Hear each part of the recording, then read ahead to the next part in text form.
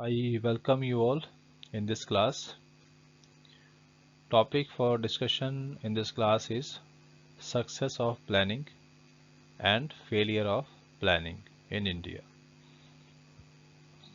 जैसा आप जानते हैं कि इंडिया में जो प्लानिंग थी, इकोनॉमिक प्लानिंग, ये प्लानिंग कमीशन की स्थापना के बाद शुरू हुई और 1951 में हमारा पहला 5 ईयर प्लान आया।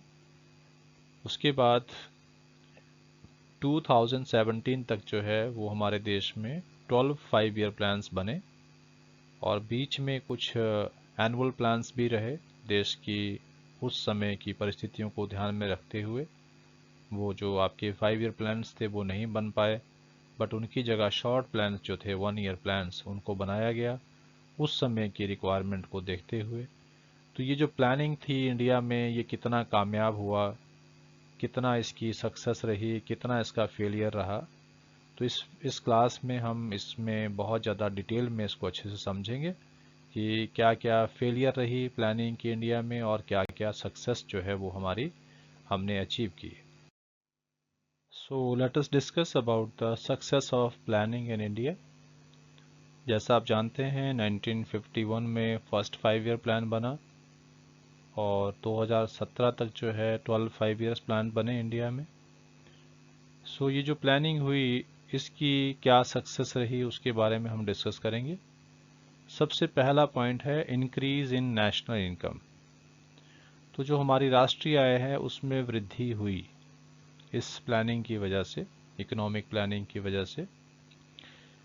जैसा हम ऑलरेडी पढ़ चुके हैं कई बार हम इसको कि इंडिपेंडेंस से पहले इंडिया में जो नेशनल इनकम का ग्रोथ रेट था वो बहुत ही कम था। It was only 0.5%, very very less. लेकिन प्लानिंग पीरियड में इसमें काफ़ी सारा सुधार देखने को मिला। जैसे अगर हम फर्स्ट 5 ईयर प्लान की बात करें तो उसमें हमारा जो annual growth rate of national income का टारगेट था वो 2.1% था, जबकि अचीव हुआ 4.6% पर एनुअम। तो इसका मतलब है कि लगभग डबल ही ये हमने अचीव किया, तो ये अपने आप में एक बहुत अच्छी बात थी। उसके बाद जो है जो टारगेट्स थे 5 ईयर प्लान के, सेकेंड 5 ईयर प्लान से लेकर 10th 5 ईयर प्लान तक हमारा जो नेशनल इनकम की को ग्रो करने का जो टारगेट था पर एनुअम, इट वाज 5%। लेकिन कुछ प्लान्स में हम इसको पूरा कर पाए और कुछ प्लान्स में ये पूरा नहीं हुआ। जैसे अगर हम देखें सेकेंड प्लान, थर्ड प्लान और फोर्थ 5 ईयर प्लान, तो फोर्थ 5 ईयर प्लान तक हम इसको अचीव नहीं कर पाए। हमारा जो जो हमने अचीव किया जो growth rate of national income वो 5% से नीचे था। लेकिन फिफ्थ 5 ईयर प्लान से लेके और 10th 5 ईयर प्लान तक हमारा जो एनुअल जो growth rate of national income था इट वाज 5% और मोर देन दैट। उसके बाद अगर हम 11th प्लान की बात करें, 11th 5 ईयर प्लान में जो target rate of increase in national income था पर एनुअम, इट वाज 9% पर एनुअम। लेकिन हम अचीव कितना कर पाए? 7.5% पर एनुअम। और जो 12th 5 ईयर प्लान था उसमें टारगेट जो था वो 8% पर एनुअम का था, लेकिन हम अचीव कर पाए 6.7% पर एनुअम। तो ये जो ग्रोथ रेट है ये अपने आप में हम कह सकते हैं कि पहले के मुकाबले अच्छी है और हम टारगेट के हिसाब से कुछ सालों में उसको अचीव नहीं कर पाए, कुछ प्लान्स में पूरा नहीं कर पाए। लेकिन फिर भी जो एक टैग लगा था इंडियन इकोनॉमी पे स्टैग्नेशन का या बैकवर्डनेस का, उसको हम काफ़ी हद तक उससे बाहर निकलने में कामयाब हुए हैं। So this was the first point, increase in national income. दूसरी अचीवमेंट या दूसरी सक्सेस क्या है इस प्लानिंग की? Increase in per capita income. प्रति व्यक्ति आय में भी वृद्धि हुई, उसमें भी एक महत्वपूर्ण वृद्धि हुई। और अगर हम प्री प्लानिंग पीरियड की बात करें तो उसमें भी जो पर कैपिटा इनकम ग्रोथ थी वो बहुत ही कम थी, सिर्फ संकेत मात्र थी। लेकिन जो growth rate of per capita income हुई वो फर्स्ट प्लान में 2.7% थी, जबकि 12th प्लान में ये 5.3% थी पर एनुअम। तो इस तरह से हम कह सकते हैं कि हमारे यहाँ पर जो पर कैपिटा इनकम थी उसमें भी काफ़ी इम्प्रूवमेंट देखा गया। और जैसे 11th 5 ईयर प्लान की अगर बात करें तो इसमें जो ग्रोथ रेट था पर कैपिटा इनकम का, इट वाज 6% पर एनुअम। तो पर कैपिटा इनकम में भी वृद्धि हुई है। और जैसा आप जानते ही हैं, पर कैपिटा इनकम बढ़ने का मतलब है कि जो प्रोडक्टिविटी है इकोनॉमी में वो बढ़ी है। पर हेड जो प्रोडक्टिविटी है, पर हेड जो इनकम बढ़ी है वो बढ़ी है।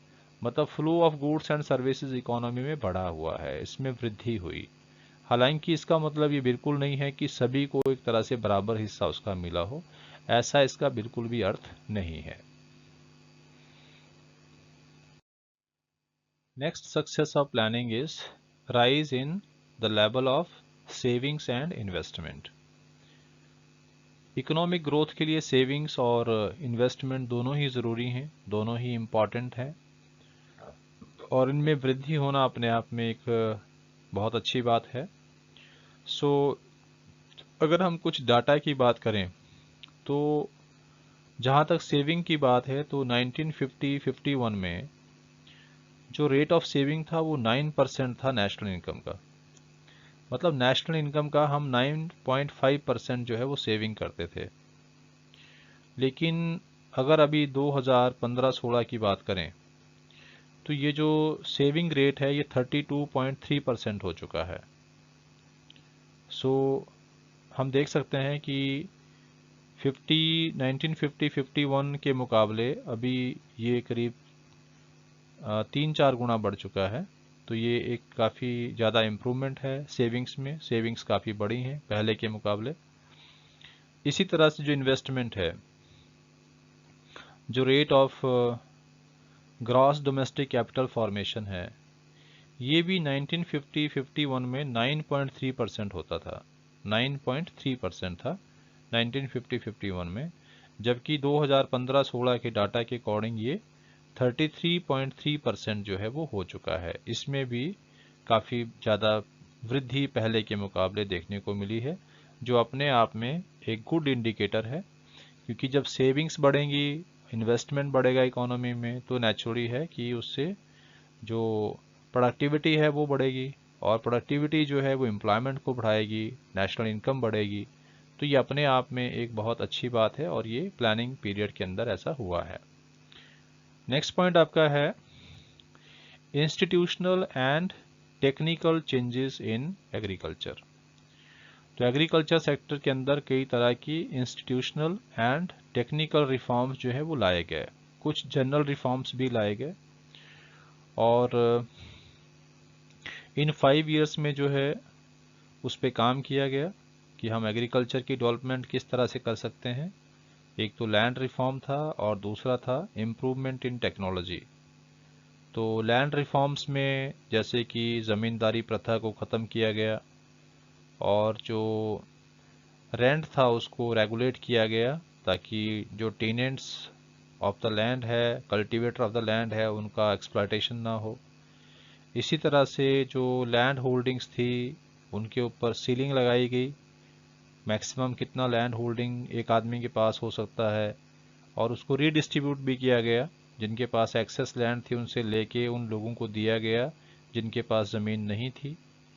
और इसी तरह से इसके अलावा जो है वो इम्प्रूवमेंट इन टेक्नोलॉजी पर भी ध्यान दिया गया। जैसे इंडिया में HYV सीड्स का इस्तेमाल हुआ, केमिकल फर्टिलाइजर्स, पेस्टिसाइड्स, इंसेक्टिसाइड्स, इन चीज़ों की तरफ ज़्यादा फोकस किया गया ताकि एग्रीकल्चर का आउटपुट और प्रोडक्टिविटी दोनों बढ़ सके।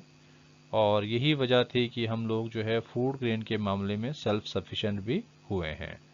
तो ये इस तरह की चेंजेस करने से हमारी इकोनॉमी में जो हमारा एक सेल्फ सफिशेंसी का ऑब्जेक्ट था कि हम सेल्फ सफिशिएंट हों, आत्मनिर्भर हों एग्रीकल्चर प्रोडक्ट्स में, तो वो चीज़ भी हम अचीव कर पाए due to this changes or reforms in the agriculture sector.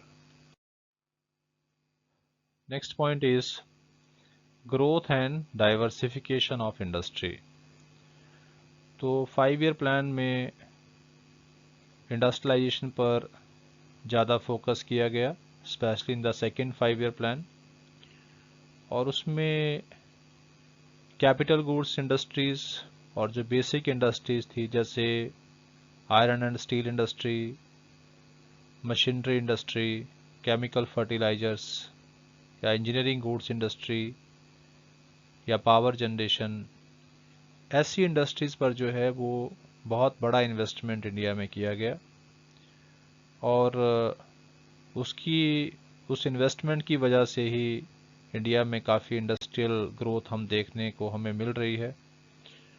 और अगर हम प्लानिंग पीरियड की बात करें तो इंडस्ट्रियल प्रोडक्शन का जो ग्रोथ रेट रहा है वो लगभग 7% पर एनुअम रहा है, नियरली 7% पर एनुअम ये लगभग रहा है हमारा प्लानिंग पीरियड में।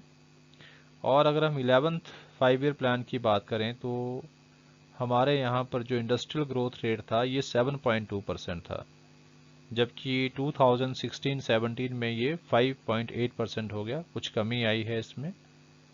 सो इस तरह से जो ग्रोथ की गई इंडस्ट्रीज़ की या इंडस्ट्रीज़ को डाइवर्सिफाई किया गया या हैवी इंडस्ट्रीज़ को, बेसिक इंडस्ट्रीज़ को एक्सपैंड किया गया, उसमें ज़्यादा इन्वेस्टमेंट किया गया, तो उसकी वजह से जो हमारी कंज्यूमर गुड्स इंडस्ट्रीज़ हैं उसमें इतना ज़्यादा प्रोडक्शन अब होने लग गया है कि हम लोग कंज्यूमर गुड्स के मामले में भी हम लोग सेल्फ सफिशिएंट हो चुके हैं, आत्मनिर्भर बन चुके हैं। अब कंज्यूमर गुड्स को हमें इंपोर्ट करने की आवश्यकता नहीं होती है। और अगर हम अब इंडिया की इकोनॉमी की बात भी करें तो हम लोग अभी मतलब कि इंडस्ट्रियल मामले में हम लोग 10th लार्जेस्ट इंडस्ट्रियल इकोनॉमी हम पूरी दुनिया में हैं। मतलब दुनिया की जो सबसे बड़ी 10 जो अर्थव्यवस्थाएं हैं इंडस्ट्रीज के फॉर्म में, उसमें 10th नंबर पे हम लोग हैं। So next point is economic infrastructure. तो इकोनॉमिक इंफ्रास्ट्रक्चर में भी काफ़ी सारी वृद्धि देखने को मिली है, काफ़ी ज़्यादा सुधार देखने को मिला है। जैसे मीन्स ऑफ ट्रांसपोर्टेशन है, कम्युनिकेशन है, इरिगेशन फैसिलिटीज़ है, या पावर जनरेशन है, या बैंकिंग की फैसिलिटीज़ है, इंश्योरेंस फैसिलिटीज़ हैं। तो ये इस तरह की जो इकोनॉमिक इंफ्रास्ट्रक्चर है उसमें भी प्री इंडिपेंडेंस पीरियड के मुकाबले काफ़ी ज़्यादा सुधार इसमें देखने को मिला है। और जैसे अगर हम इंडियन रेलवे की बात करें तो आज इंडिया का जो रेलवे है ये पूरे वर्ल्ड में जो सबसे लार्जेस्ट रेलवे नेटवर्क्स हैं उनमें एक हमारा इंडियन रेलवे भी माना जाता है। इसी तरह से जो पावर जनरेशन कैपेसिटी की अगर बात करें, जो इंस्टॉल्ड पावर जनरेशन कैपेसिटी है वो 1951 में सिर्फ 2300 मेगावाट थी, और जो कि अब 3,30,000 मेगावाट से ज़्यादा हो चुकी है। तो ये कितना सारा इसमें वृद्धि हो चुकी है। इसी तरह से जो हमारा आईटी सेक्टर है उसमें भी काफ़ी सारी रेवोल्यूशनरी ग्रोथ आई है, काफ़ी सारा उसमें भी इम्प्रूवमेंट हुई है। हम आज पूरी दुनिया में एक ग्लोबल लीडर की तरह इसमें काम कर रहे हैं। सो ये इकोनॉमिक इंफ्रास्ट्रक्चर में भी बहुत ज़्यादा सुधार जो है वो प्लानिंग पीरियड में हमें देखने को मिला है। नेक्स्ट पॉइंट आपका है सोशल इंफ्रास्ट्रक्चर। तो सोशल इंफ्रास्ट्रक्चर में हम लोग किस चीज़ को शामिल करते हैं, इसमें हम हेल्थ फैसिलिटीज़ को लेते हैं, एजुकेशनल फैसिलिटीज़ को लेते हैं, हाउसिंग को लेते हैं। तो हमारे देश में प्लानिंग पीरियड में जो है इन चीज़ों में भी काफ़ी ज़्यादा सुधार देखने को मिला है। जो नंबर ऑफ़ स्कूल्स हैं, कॉलेजेस हैं, यूनिवर्सिटीज़ हैं वो एक्सपैंड हुआ है, बहुत ज़्यादा उसमें सुधार हुआ है। सिमिलरली जो हॉस्पिटल्स हैं, नंबर ऑफ़ डॉक्टर्स हैं, तो वो भी बहुत ज़्यादा बढ़े हैं पहले के मुकाबले। और इसका प्राइवेटाइजेशन भी हुआ है, और प्राइवेट सेक्टर की वजह से भी इसका बहुत ज़्यादा बेनिफिट आज हमें देखने को मिल रहा है। लेकिन हम ये कह सकते हैं कि सोशल इंफ्रास्ट्रक्चर जो है प्लानिंग पीरियड में उस पर ज़्यादा फोकस किया गया, और इसकी वजह से जैसे अगर हम कहें कि आज जो हमारा ग्रॉस इनरोलमेंट रेट है वो बढ़ चुका है, और कई तरह के और योजनाएं बनी, जैसे मिड डे मील है या आरटीई है। तो इस तरह की चीज़ें जो है वो एजुकेशनल फैसिलिटीज़ को बढ़ावा देने के लिए दी गई। और इसके साथ ही कई गुना जो वृद्धि हुई है हमारे स्कूल गोइंग स्टूडेंट्स में और कॉलेज गोइंग स्टूडेंट्स में, उनका नंबरिंग कई गुना पहले से बढ़ा है। और अगर हम डेथ रेट की भी बात करें तो डेथ रेट भी जो है पहले के मुकाबले, जैसे 1951 में ये 27 पर थाउजेंड था, लेकिन अब ये कम होकर 6.4 पर थाउजेंड हो चुका है 2016 के डाटा के हिसाब से। और जबकि एवरेज लाइफ एक्सपेक्टेंसी भी जो है वो 1951 में 32 ईयर्स हुआ करता था इंडिया में, लेकिन ये भी अब काफ़ी ज़्यादा इम्प्रूव हो गया, 69.5 हो चुका है 2020 में। सो इस तरह से हम कह सकते हैं कि जो सोशल इंफ्रास्ट्रक्चर है इसमें भी काफ़ी ज़्यादा इम्प्रूवमेंट जो है वो देखी गई प्लानिंग पीरियड में, और उसके बहुत अच्छे रिजल्ट्स भी हमें देखने को मिले हैं लोगों के जीवन स्तर पे। So next point is employment. तो प्लानिंग पीरियड में एम्प्लॉयमेंट पर भी फोकस किया गया, और कई सारे जो 5 ईयर प्लान थे उसमें एम्प्लॉयमेंट के लिए स्पेशल प्लानिंग की गई। उसके कुछ पॉजिटिव इम्पैक्ट भी नज़र आए हैं, जैसे 11th 5 ईयर प्लान में जो हमारा अनएम्प्लॉयमेंट रेट था ये नीचे आकर 5.6% हो गया था, जबकि ये 2004-5 में जो है 8.3% था। तो कुछ इम्प्रूवमेंट आई। इसके साथ ही जो 12th 5 ईयर प्लान था उसमें सरकार ने जो टारगेट रखा था एम्प्लॉयमेंट क्रिएट करने का वो 50 मिलियन जॉब्स का रखा था। तो कुछ इम्प्रूवमेंट इसमें एम्प्लॉयमेंट अपॉर्चुनिटीज़ में देखने को ज़रूर मिला है। और जैसे नए नए सेक्टर्स ग्रो किए हैं, आईटी सेक्टर है या और कई तरह के जो ग्लोबलाइजेशन की वजह से कुछ बेनिफिट्स मिले हैं, तो उसमें कुछ एम्प्लॉयमेंट जो है वो ज़रूर क्रिएट हुआ है। लेकिन जहाँ तक हम बात कर रहे हैं कि पॉपुलेशन जिस तरह से बढ़ी है उसके मुकाबले वो बहुत ही कम है। नेक्स्ट पॉइंट आपका है इंटरनेशनल ट्रेड। तो हमारा जो इंटरनेशनल ट्रेड है उसका वॉल्यूम और वैल्यू दोनों ही बढ़ी है पहले के मुकाबले। अगर हम 1948-49 की बात करें तो उस समय हमारा जो वैल्यू ऑफ फॉरेन ट्रेड था it was only 792 crore rupees.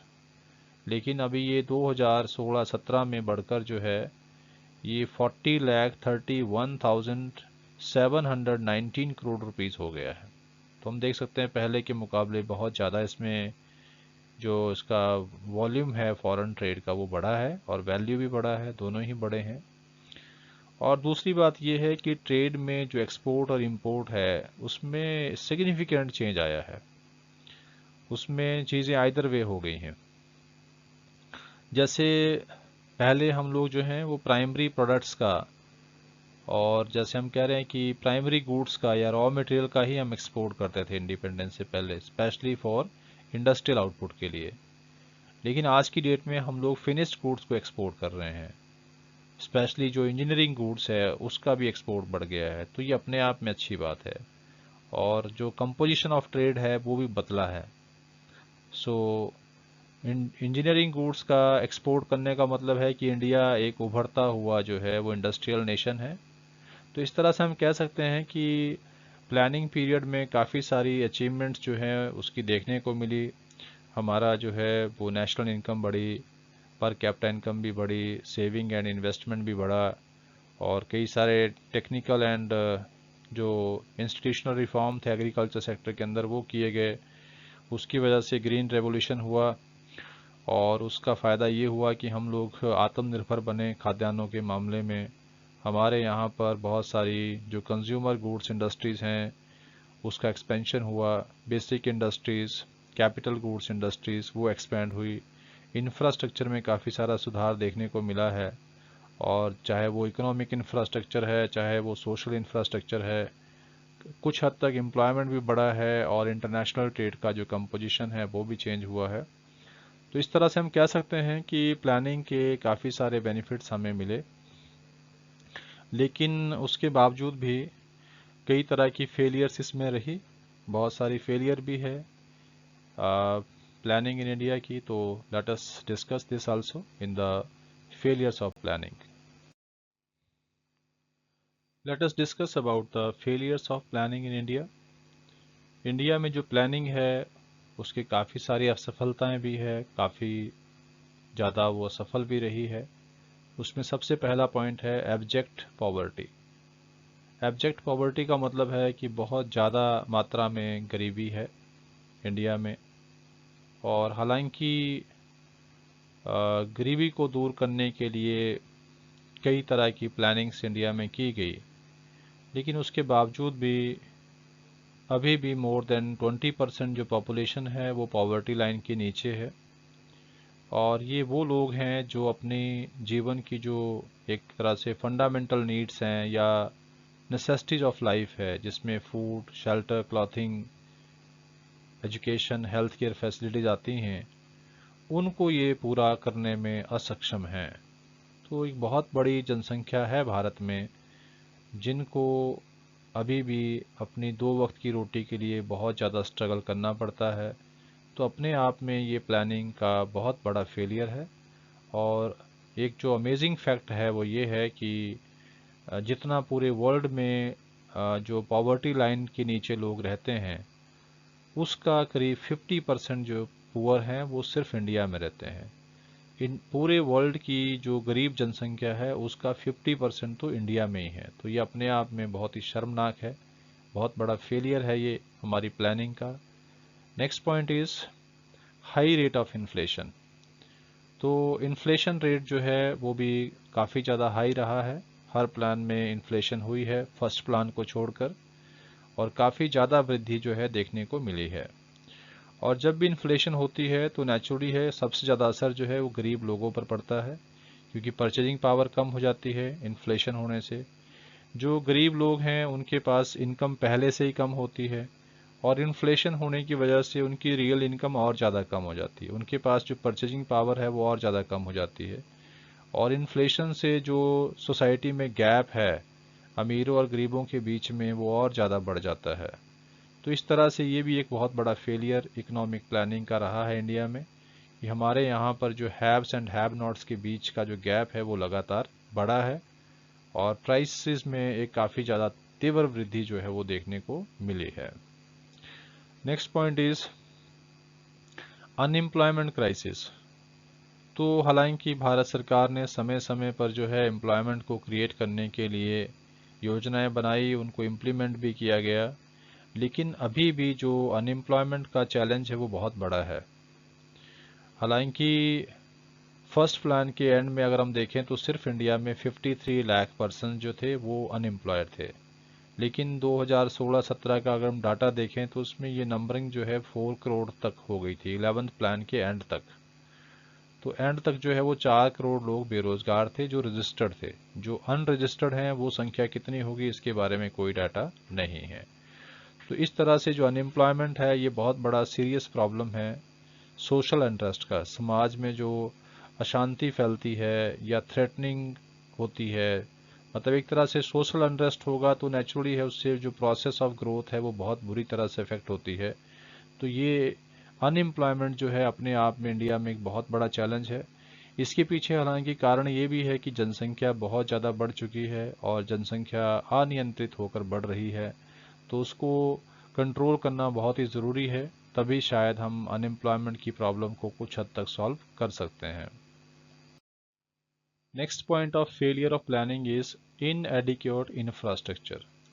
India में जो इंफ्रास्ट्रक्चर है, चाहे वो आपका इकोनॉमिक इंफ्रास्ट्रक्चर हो चाहे सोशल इंफ्रास्ट्रक्चर हो, चाहे उसमें हम पावर जनरेशन को लें, रोडवेज को लें, डैम्स को लें, ब्रिजेस को लें, स्कूल्स को लें, कॉलेजेस को लें, हॉस्पिटल्स को लें, टाउनशिप्स को लें, या इसी तरह का जो इंफ्रास्ट्रक्चर है, ये प्लानिंग पीरियड में काफ़ी ज़्यादा इसमें सुधार हुआ है।